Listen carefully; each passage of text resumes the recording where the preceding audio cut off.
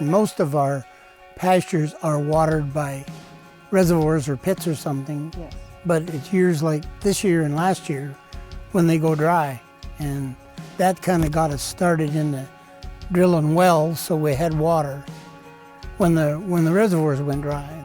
We want to get all our pastures watered to the point of be able to graze the pastures and not stay in them as long. We hope to have water available in more places so that we can move them more often. We have started some of our own projects up on our north place here. They've piped a lot of water in up there. We've had a well drilled up there quite a few years back. We're gradually getting the water tanks in and the water lines in, and basically just trying to do a better job of grazing.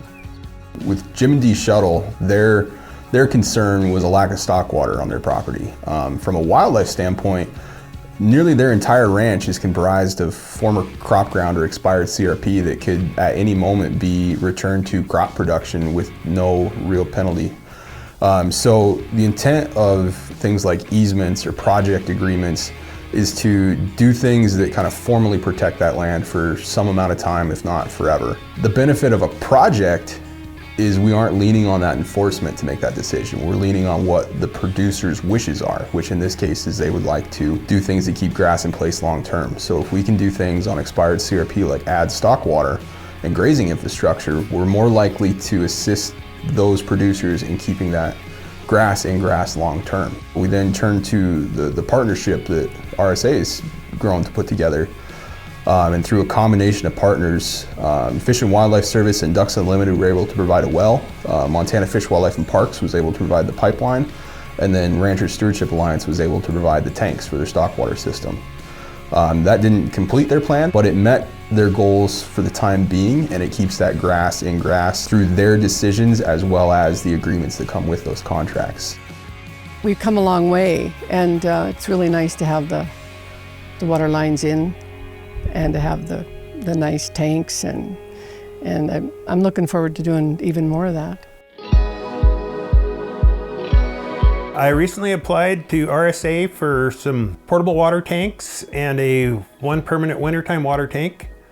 We have, last fall, due to the drought, we put in 6 miles of new water line. In a normal conditions, we were adequately watered.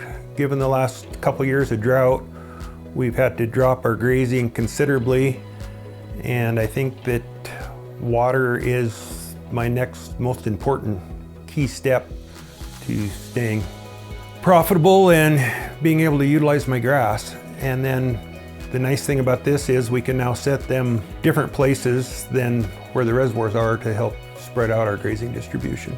For Dusty Emond, it's a little different situation when we're working in mostly native range systems, which, like Dusty's project, is primarily out across native range as well as some former cropland as well. In those more native range cases, it's prevention. If it can be grazed and kept in grazing long term, then hopefully it doesn't ever become plowed. When we're working with Dusty's project, we're in South Phillips, we're in sage grouse core areas, we're in areas for many of the same declining grassland birds, but with native habitat, our goal is prevention. So it's the same result. We're still just putting a tank out there, but the wildlife goal out of that, as opposed to the water or ranch production goal, is prevention of conversion.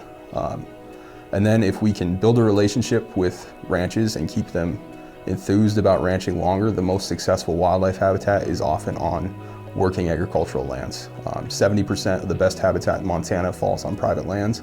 And in a county that's in an area that RSA works in that's well over 50% public land, being able to work on those private lands and provide support through conservation is a huge win for wildlife for years to come. They have definitely helped offset some of the costs. I keep doing all these little experiments and stuff, so it helps offset the costs. Most of it I would probably have done on my own, just at a slower pace. We